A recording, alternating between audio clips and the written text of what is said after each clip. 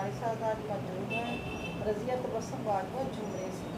तो इनके कुछ मसाइल हैं, ये अपने मसाइल बयान करना चाह रही है अखबार न्यूज़ के सिलसिले में। तो ये आपको बताइए क्या इनके साथ प्रॉब्लम है, प्लीज़ आप अपने बारे में बताइए। जी, मैं इस वक्त फैसलाबाद कोर्ट में बैठी हूँ। यहाँ पे मेरा इनसे बातचीत हुई है तो मैं डिस्कस करना चाह रही हूँ। मैं अपने बच्चे के खर्चे के लिए यहाँ पर तकरीबन 10 साल से आ रही हूँ। 2012 पे मैंने अपने बच्चे के खर्चे का दावा अपने खामन पर किया था, जो कि पटवारी है, लैंडलॉर्ड है, बहुत सारी ज़मीनों जायदाद का मालिक है, खोड़ियांवाला का रहने वाला है।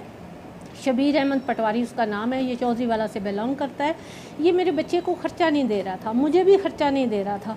काफ़ी साल गुजरने के बाद 2007 में मेरी बेटा पैदा हुआ, ख़र्चे की डिमांड की, लेकिन ये देने से इनकारी था। मैंने 2012 में केस किया अपने ख़र्चे के सिलसिले में, बेटे के ख़र्चे के सिलसिले में। आज तक मेरा केस 2022 आ गया, हाई कोर्ट से अप्रूव होके आ गया, ख़र्चा अदालत ने लगा दिया है, लेकिन मुझे नहीं मिल रहा, ना वो बंदा अदा कर रहा है। बार नोटिस गए हैं, बैलफ गया है, वहाँ पे वारंट निकले हैं उसके, वो घर से जवाब दे देता है मैं यहाँ पे हूँ ही नहीं, ऊपर वाली मंजिल में रह रहा है।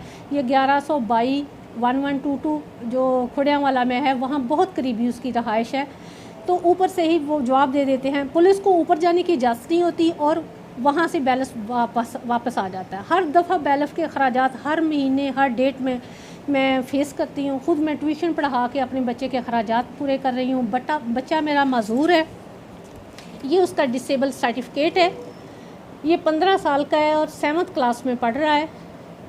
तो इसको सीपी पॉलिसी का मसला है, ऑक्सीजन की कमी आई थी पैदा होते, तो इसके जिस्म में मजूरी है। ये 15 साल का हो गया है। अब तो ना मैं इसको उठा सकती हूँ, ना इसके बेसिक काम कर सकती हूँ, बहुत मजबूर हूँ और किसी से हेल्प वगैरह लेके ही मैं इसको वॉशरूम तक भी लेके जाती हूँ। खुद पढ़ा लेती हूँ, टीचर हायर किया हुआ है, जहनी तौर पे सही है, लेकिन जिस्मानी तौर पे ये मजूर है। ना तो मुझे डॉक्टरों की फ़ीसें मुझसे दी जा रही हैं, और मैंने लाहौर तक बहुत डॉक्टरों के पास गई हूँ, मुझे कोई ऐसा डॉक्टर भी नहीं मिला जो मुझे कम से कम इलाज के सिलसिले में मदद कर दे, मुझे बता दे कि इसका इलाज मुमकिन है, क्या वो कर सकते हैं। इसकी लेफ़्ट साइड भी मजूर है, टांगें उन पे वज़न नहीं डाल सकता, राइट हैंड यूज़ करता है, ज़हीन है, नेट यूज़ करता है, पढ़ता है, बाकी बातें सारी समझता है, अपने केस के सिलसिले में भी सारी नोयत समझता है, और इस मुआशरे से अब शिकायत करता है कि मेरे साथ इस तरह से क्यों हो रहा है। पहले मैं शिकायत करती थी, अब मेरा बेटा शिकायत करता है अपने मुल्क से, अपनी हुकूमत से, अपने कानून से, कि मेरे साथ ये बेइंसाफ़ी क्यों हो रही है। पहले मेरे डॉक्टर से हुई, ऑक्सीजन की कमी आई मुझे और मैं इस तरह का हो गया, फिर मेरे बाप ने मुझे छोड़ दिया, फिर कानून ने मुझे सहारा नहीं दिया, कानून ने मुझे तहफ़्फ़ुज़ नहीं दिया। बाप 20 एकड़ का मालिक है, उसने अपनी एक्स जो बेटियां हैं उनके नाम पे जायदादें लगवाई हुई हैं, बीवी एक्स वाइफ है उसके नाम पे कोठी लगी हुई है। 1122 का मैंने जिक्र किया, खोड़ियांवाला चौक में लाहौर रोड पे है, उसकी पिछली साइड पे शबीर अहमद पटवारी। लेकिन मुझे ना तो कानून से कोई मदद मिल रही है, ना कोई ऐसा डॉक्टर मिल रहा है जो मुझे मेरे बच्चे का इलाज कर दे और मैं सुरखरू हो जाऊँ। आप किसी से अपील करेंगे कि कोई डॉक्टर मैं कोई डॉक्टर इसका इलाज कर सकता हो, कोई मेरी हेल्प कर सकता हो, मुझे गाइड कर सकता हो, वो मुझसे रब्ता करे।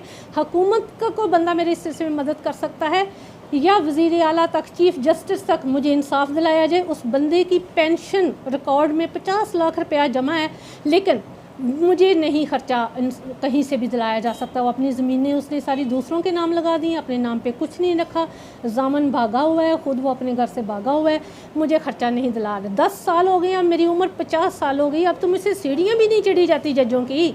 जब मैंने केस शुरू किया था मैं जवान थी, अब मैं बूढ़ी हो गई हूँ, केस छोड़ के बैठ जाऊँ? क्या आखिरी हल मेरे लिए यही है कि अपने बेटे को मैं कोई उम्मीद न दिला सकूँ?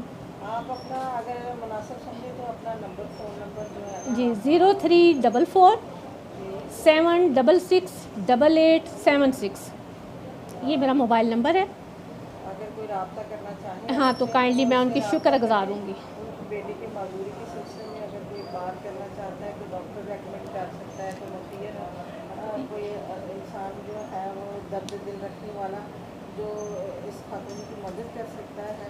तो केस के सिलसिले में, इलाज के सिलसिले में।